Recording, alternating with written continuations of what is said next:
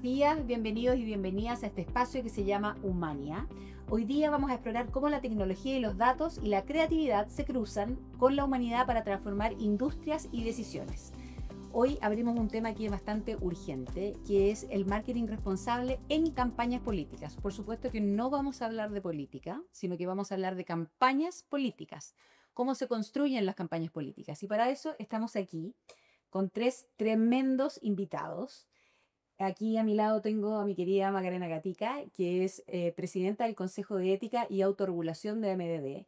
Y además hoy día es socia en la firma global de abogados DLA Piper. ¿Estoy bien? Sí. Y abogada experta en datos, por supuesto.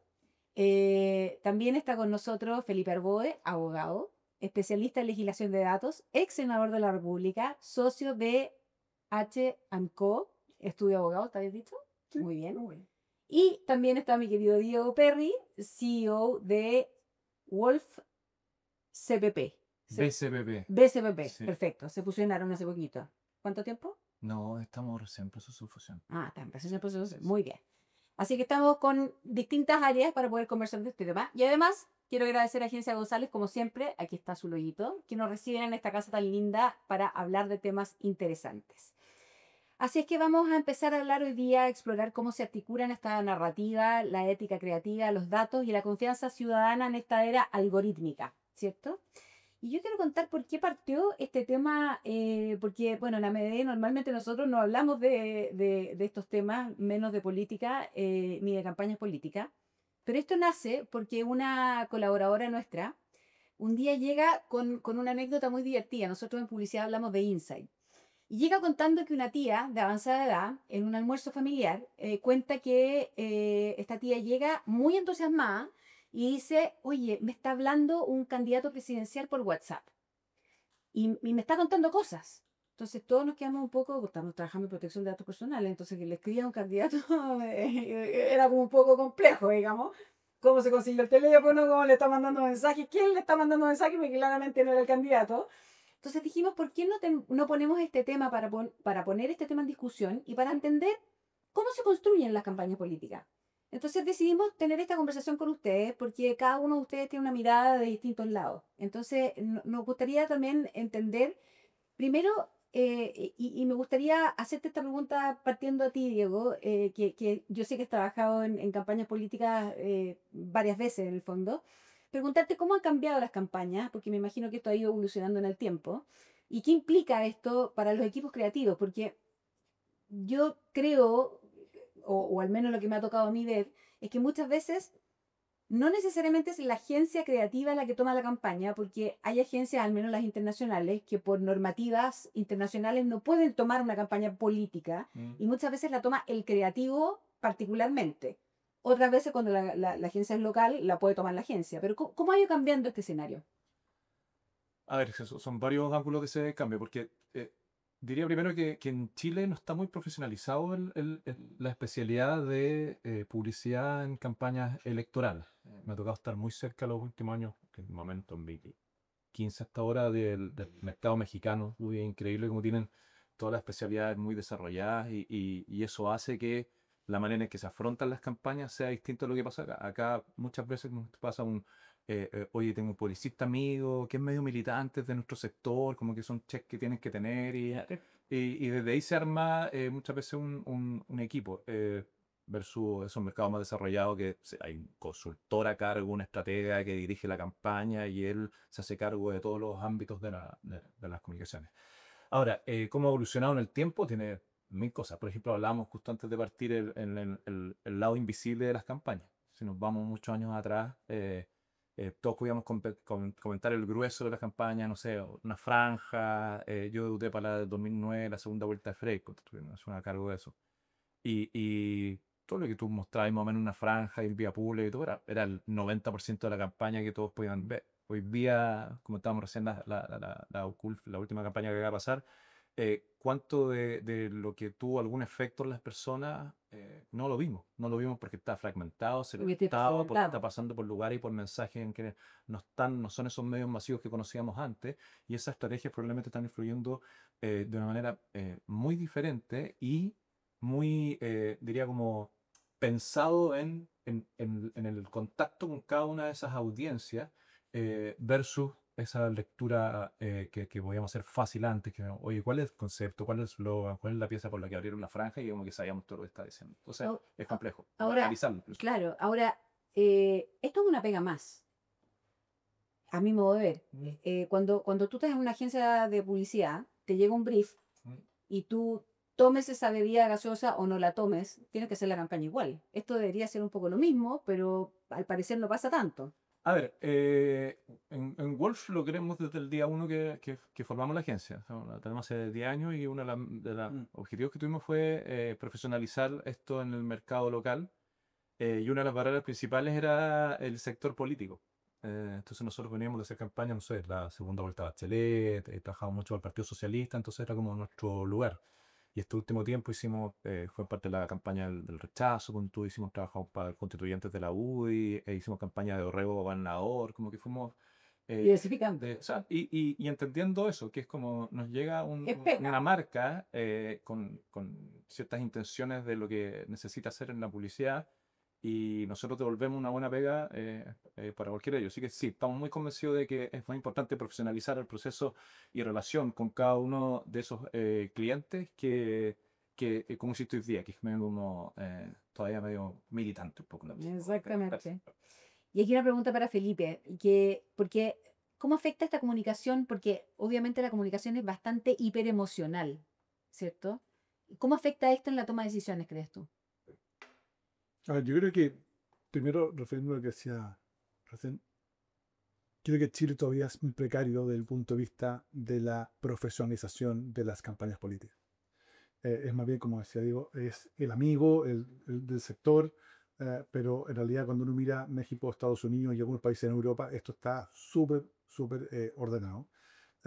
Así como el abogado puede no creer en la inocencia de su cliente, pero lo defiende igual, el publicista dice, mira, acá hay una oportunidad de promover una determinada idea, imagen, lo que sea, un producto, y por tanto me parece correcto. Segundo, ha ido evolucionando completamente. Si recordamos la famosa señora Juanita del presidente Lago, la señora Juanita hoy día sería probablemente una mujer entre 50 y 65, C3D, es una, la segmentara, digamos, ¿no?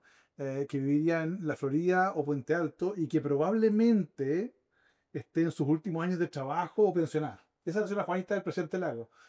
Pero el presidente Lago hablaba de las señoras Juanitas, representaba a la gente común y corriente que tenía que vivir, digamos, de un sueldo determinado o de una pensión. Entonces, ¿por qué digo esto? Porque la segmentación que hoy día se hace establece al final del día un condicionamiento de quien toma decisiones.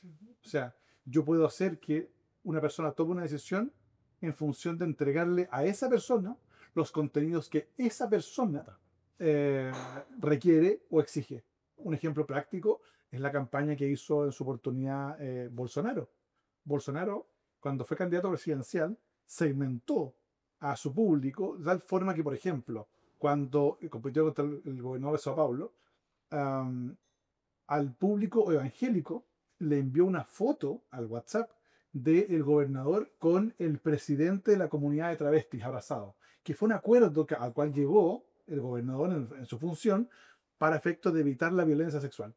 Pero Bolsonaro lo mandó al pueblo evangélico diciendo, este va a ser el ministro de Educación. La verdad es que eso fue una provocación muy fuerte.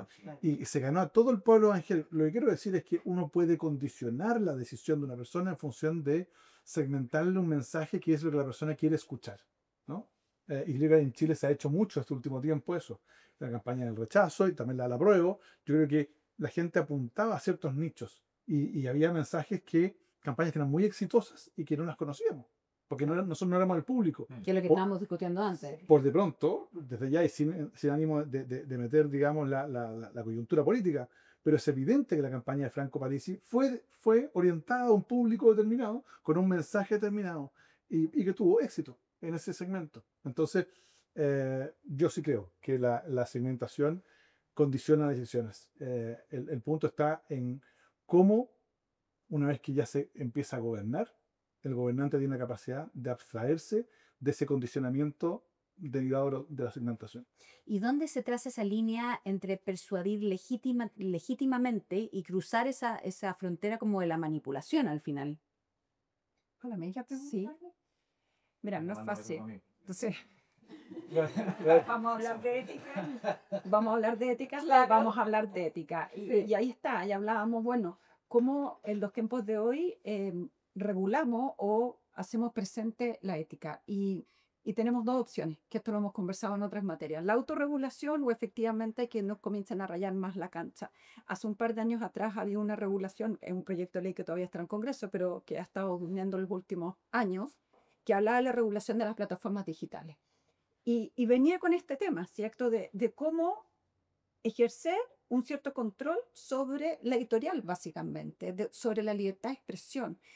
Y me acuerdo dentro de la discusión que tuvimos en ese momento en la comisión, salió el tema de la libertad de expresión como la mayor defensa de la democracia, ¿ya? Entonces aquí siempre vamos a estar ponderando entre distintos bienes jurídicos. La democracia per se, ¿cierto? La libertad que tenemos todos de poder elegir libremente y cómo alguien puede usar éticamente un contenido para influenciar uno a otro. Entendamos que el contenido toda la vida nos ha influenciado, ¿sí es cierto? Desde que veíamos, no sé, una bebida cola que estaba como heladita, ¿cierto? Como media transpirante y uno decía, uff, siento la última Coca-Cola del desierto, bueno, un poco eso. Eso es la publicidad. Yo siempre pongo un ejemplo, el mal uso que se puede hacer de alguna publicidad alguna vez, como fue en el Tercer Reich, ¿cierto? Que históricamente es de las grandes publicidades que había en el mundo y cómo logró influenciar. Fue la tecnología que en ese momento tenían, que no solamente eran los megáfonos en la calle, pancartas y distintas actividades que llevaron a una conclusión. ¿Cómo entonces con lo aprendido tenemos que aplicar la ética para regular estos contenidos? Yo soy más de la política de autorregularse que porque digo, ¿quién va a hacer ese control ético del contenido? Y ahí podemos llegar a, obviamente, a la censura, y yo prefiero tener más libertad que censura en ese momento, pero tiene peligros. ¿Ah? Claro, pero yendo a esos elementos éticos que no deberían transarse jamás en una campaña, como los podríamos enumerar o los podríamos... Es que yo creo que son cosas incluso transversales en cualquier publicidad o contenido, ¿cierto? Como, y aquí quizás el CERNAC lo ha dicho, información oportuna, completa y veraz. Perfecto. Y eso mismo debería estar en todo ámbito, sobre todo hoy día pensando que es más fácil todavía llegar con un contenido corto a distintas poblaciones, porque antes la segmentación no llegaba a todo el mundo, ¿cierto? Tú decías, cuando teníamos las campañas de televisión, yo me acuerdo que nos instalábamos todos a ver, ¿cierto? Cuando se iniciaba la campaña. Hoy día yo creo que no hay ninguna atención, ¿ya? Pero sí me llegaban cosas en Instagram de acuerdo a mis preferencias políticas. Y no conocía el resto, no sabía lo que estaba pasando. Y es verdad, en cierta medida estoy ciega respecto de la información. Ahora, eso como tiene algo de bueno, pero tiene algo de malo también, este tema algorítmico, porque en el fondo nos impide ver otras cosas. Estamos viendo solo lo que queremos ver. No, lo que quieren que veamos. Exactamente. O sea, el ejemplo que se puede ver en clases es Netflix, ¿no? Por poner un ejemplo. 60. Uno se sienta frente al televisor y ve una multiplicidad de películas y cree que tiene libertad de elegir todas las películas. Y no, elige en función de lo que el patrón de programación del algoritmo en función de mi consumo anterior me ofrece. Es decir, yo no veo el mismo contenido que el que ves tú probablemente y cada uno de nosotros, sino que está programado. Entonces nosotros creemos que tenemos libertad de elección, pero es una libertad en un entorno que ya ha sido previamente definido. Y eso es interesante porque la nueva ley de datos, la 21719, incorpora lo que se llama el derecho a la inferencia, que es el derecho que va a tener toda persona natural que se sienta afectada por una decisión algorítmica a poder exigir el patrón de programación. Porque el algoritmo en sí mismo es neutro. Si el punto es cómo se programa ese algoritmo. Exacto. Y esto nace a partir de la experiencia norteamericana con la pandemia. Entonces se identificó algunos estados que habían tomado la decisión del orden de vacunación a través de decisiones algorítmicas. Y luego del análisis de los patrones se permitió determinar que se había hecho una discriminación y los últimos en vacunarse eran la población afroamericana y latina.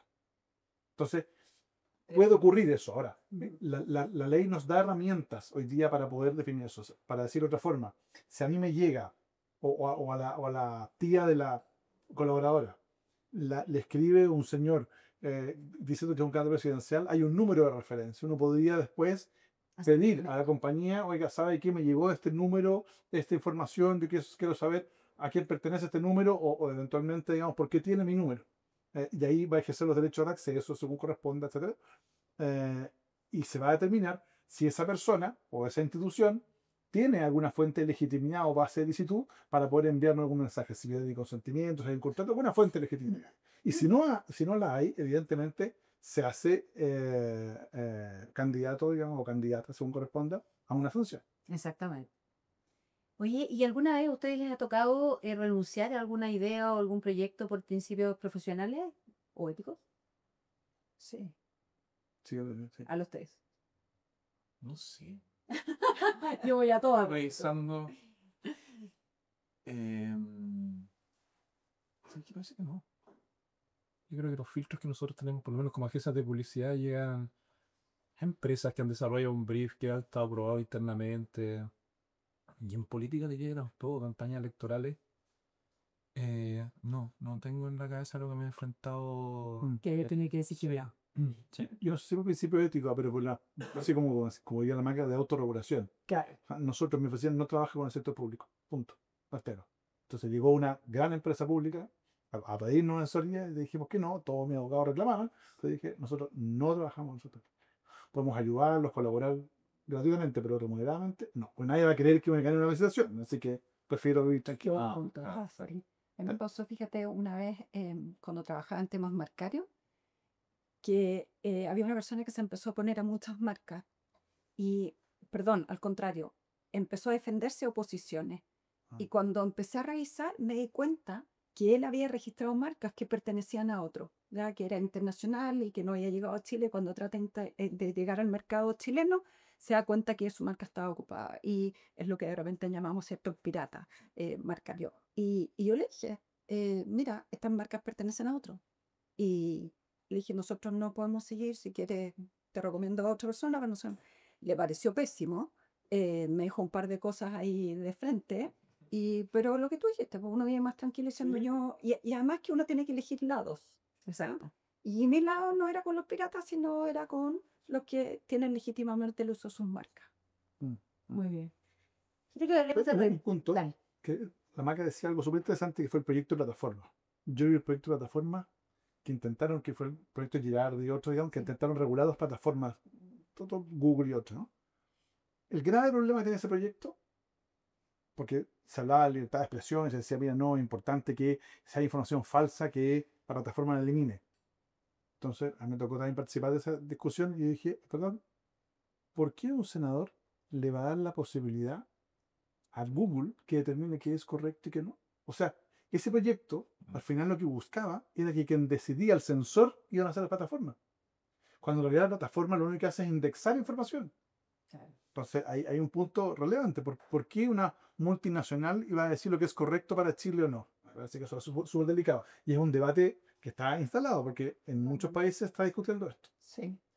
De cómo regular. Me pasa que es difícil incluso ponerte en la postura como de hacer un juicio respecto a un encargo.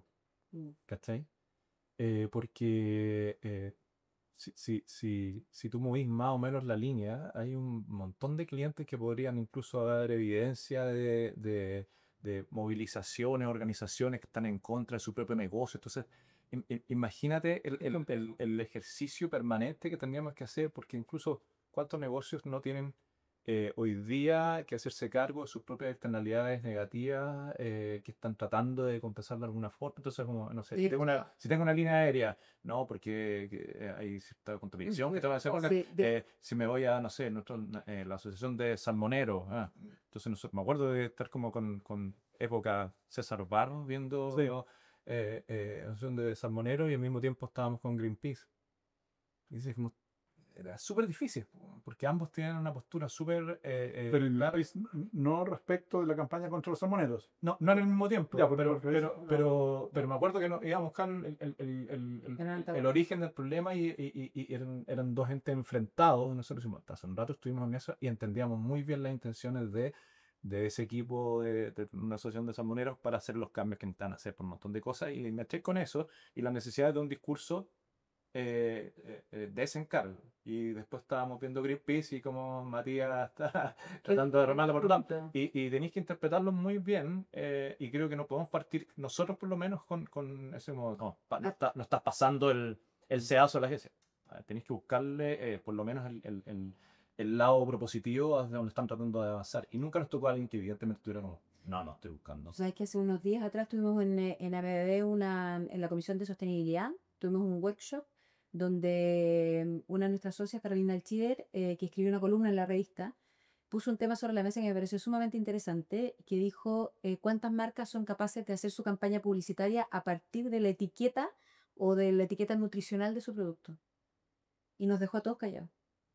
Porque realmente, ¿cuántas marcas son capaces de hacer eso? Muy pocas. Ya, pero mira, que ahí tenía algo súper concreto, Sí, ¿cierto? que es un espacio que además le dejas minúsculo. Está bien. Pero llévalo no sé, el territorio de los sueños o este lado más emocional que siempre comunicamos. Que entonces, recién hablaban de Coca-Cola y tú decís como toda la... Ya, pero Coca-Cola también vendió felicidad mucho rato. Sí. Mucho rato, ¿ya? Si uno se pone duro por eso, es como las reales intenciones de convencer a una audiencia de que, oye, tomando este líquido vas a ser feliz, y que vas a ser feliz. Es una caja ética en que nosotros deberíamos decir si se puede, acepto este brief, no acepto este brief, se puede comunicar, se puede comunicar. Reconocemos un ámbito de la inspiración, de los sueños, en que una marca puede tener una postura y es una invitación y hasta qué punto lo puede como construir como un vínculo real con las personas y si te estoy convenciendo de eso. Y además vas a estar juzgando el contenido, lo que hablaba, es lo mismo que decía Felipe, o sea, tú como agencia vas a decir, este contenido es verdad, este no, este es ético, este no. ¿Dónde está la confianza que tú también tienes en tus clientes? Salvo los casos borden. Pero lo demás, tú dices, bueno, el mensaje es el adecuado. Además, muchas veces encontramos que la publicidad, ¿cierto?, puede haber sido errónea o hablamos de información de un producto que con el tiempo se declara Claro, que no en el el momento. producto, no en el momento, que el producto no tenía las cualidades o trajo este problema después, pero es con el tiempo. Exacto. El primer intención es colocar el producto, y llámese un candidato o una bebida cola, una mantequilla, lo que sea, y que la gente lo compre, ¿cierto? Absolutamente. Porque llegar con un buen mensaje, eso es. Y ese es un punto, por ejemplo, nosotros nos pasó, para meter un poco la bala a los callos, ¿verdad? Nosotros hicimos la campaña del apruebo, del plebiscito, el primero, en el fondo, queremos o no una nueva constitución. En de entrada. Es de entrada. Es de entrada. Y me acuerdo que hicimos la campaña, la franja para el Partido Socialista y para el Partido Radical, que apruebo. Y un rato después estamos en la campaña de rechazo al primer borrador de la constitución o sea, si tú lo analizáis desde afuera, O sea, ¿qué pasa? Pero yo creo que ahí no hay contradicción alguna. pero desde el punto de vista de quienes nos encargaban, podría haber una distancia gigante en casi como en tus convicciones, como, o sea, Claro, alguien podría así concluirlo así, pero yo creo que no hay ninguna contradicción, porque yo creo que la mayoría de la gente, tal como de resultado, no, claro, que resultados no apoyados. que vieron una constitución, lo que pasa es que lo que hicimos, yo, fue malo, y por lo tanto hay que rechazarlo. Y yo por eso estuve en el rechazo, ¿te fijas? Entonces, yo creo que no hay contradicción, al contrario, hay una honestidad intelectual de decir, le encargamos algo, lo hicieron mal y lo rechazamos. O sea, creo que no debería haber una contradicción como ya ética, digamos, ¿no? Claro. Qué buen punto. Vamos al relato, hablemos del relato. ¿Cómo se construye un mensaje que conecte sin dividir? Porque estamos viendo, yo creo que es un hecho de que no sé por qué en las campañas políticas como que, o en los discursos políticos se tiende a dividir. Siempre se habla como de lo malo del otro para ganar territorio. ¿Cómo se construye un relato sin dividir? A ver, te lo voy a responder con un ejemplo que me Dale. pasó, que es de una de las campañas que tengo más frustraciones más grandes de este último tiempo de campañas que no salió. O sea, que terminamos siendo nosotros, pero que no salió como debe ser, que fue ¿qué aprendimos? Nosotros presentamos un concepto a Pato Fernández cuando estaba a cargo de la conmemoración de los 50 años de Alberto. Que era, justo la discusión era esa. Es una fecha que hasta ahora divide. Y nosotros... El 8 de septiembre, digamos, porque la Sí, gente... y no se sienten como, y parece que como que la división fuera un buen negocio para muchos, ¿cachai? Porque se hace negocio de cada uno de esos lados. Pero dijimos, si esto es una oportunidad para que en esta instancia, en este gobierno, cambiemos eso, esta debería ser una campaña que una en esta fecha. Y por eso el concepto fue, ¿qué aprendimos? En estos años, en todo esto que ha pasado, ¿qué aprendimos? Y preguntemos a las personas, y está acompañado de una encuesta y una web donde tú puedes que aprendimos. Bueno, por razones políticas y enredos internos, la campaña no salió oficialmente con el gobierno, pero nos gustó tanto a nosotros que la terminamos sacando un aviso de experiencia, hicimos algunos esfuerzos como agencia para... O sea, pero lo que reconocimos de atrás, más allá de los peros administrativos que tuvieron para sacar esa campaña, la sensación que nos quedó como agencia fue, parece que no estuviera la intención real de que quisiera dividir. Parece que la división era un buen estado. Entonces, ¿qué relato podéis construir para unir y no dividir si no están en el encargo la genuina gana de que eso pase? Eso en una fecha, en una instancia que no habría pasado. Que me acuerdo que fue el mismo año que estaban los Panamericanos, querían haber sido las dos campañas que daban vuelta al estado anímico del país porque estaba la oportunidad ahí. Entonces cuesta. Ahora, hay ciertas emociones que unen más que otras. Sí. ¿Cachai? Entonces, por ejemplo, cuando hicimos la campaña entre tres agencias, son los mellizos Segers, nosotros y el Yeti, me acuerdo. Y entre todos hicimos la campaña del rechazo, la franja del rechazo. Lo que unía era la rabia. Claro. Cuando partimos de esa franja diciendo esta constitución se hizo con la emoción equivocada, la rabia. Y si decís las cosas con rabia, no va a salir ya. Eso une. Porque haya un sentido común de la gran mayoría que pero ahí lo que ocurría, creo yo, es que el producto era muy bueno porque efectivamente ese producto lo que hacía era que dividía al país. Lo segmentaba por razón social, por razón, digamos, estamento social, por etnia, por género, por opción. Sí. Entonces era muy fuerte. Entonces, claro, ahí la lógica de la campaña era decir, mire, este texto nos va a dividir y por tanto nosotros estamos en la lógica de la unidad, ¿no? Que un poco claro, pero esa es la razón para creerle a la emoción. Claro. Que digo, se hizo con rabia y las cosas con rabia quedan mal. Esa es la emoción y yo le toco esa tecla y sé que es verdad, eso pasa en la vida. Si lo con rabia, queda mal. Como en este caso, este borrador, que como se hizo con rabia, está buscando dividir, no está buscando reivindicaciones, está buscando un montón de cosas. Entonces, cada uno de esos ejemplos que decís tú, mira como estas diferencias respecto, no sé, los juicios, ya justicia distinta, ya, ese tipo de cosas son como la evidencia para decir, por eso está mal. Pero la emoción que te unió fue reconocer que la rabia no te lleva a un buen camino, y eso lo juntáis con un montón de imágenes que han regalado los constituyentes que daban evidencia a esa rabia, testimonios de... Y ampliándole un poco el tema de datos, y probablemente la imagen o la expresión de la rabia para el mundo C12, 3D es distinta que la rabia para el mundo ABC1 o al revés, o por la crítica del hombre. Entonces ahí tú empiezas a segmentar, ¿no? El mensaje. O sea, el mensaje, como ya, no es igual para todos. Y la pregunta es si a esa persona le llega toda la información o le llega solo aquella información que es la que queremos que le llegue. O sea, Exactamente. Entonces decide en función de lo que conoce, no lo que tiene derecho a conocer. Y si le sumamos el tema de los algoritmos que estamos hablando antes, se engancha con eso, probablemente se profundice ese vínculo con esos argumentos, porque va a empezar a llegar mucho más de eso. Y gracias obviamente a todos los que nos están escuchando. Yo creo que este podcast es para escucharlo más de una vez. Así que los dejo invitados a seguirnos y obviamente a sintonizar a MDD, porque conversaciones como esta valen la pena. Muchas gracias a todos. Gracias.